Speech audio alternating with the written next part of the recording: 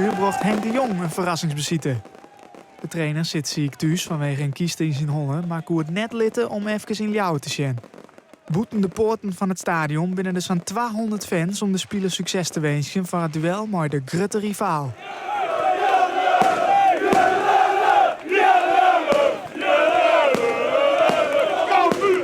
is natuurlijk helemaal kut dat jullie er morgen niet bij mogen zijn. Maar wij gaan ervoor zorgen dat de 3 punten morgen hier worden.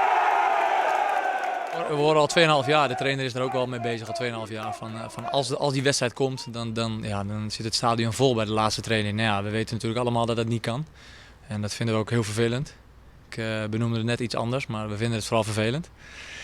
En als ze dit dan even goed nog doen, dan weet je hoe diep het zit. En dat is geweldig om mee te maken. Na 10 minuten keren de spelers waarom in het stadion. Daar spreekt Henk de Jong zijn ploeg nog kwarta. Wisten jullie dat hij vandaag zou komen?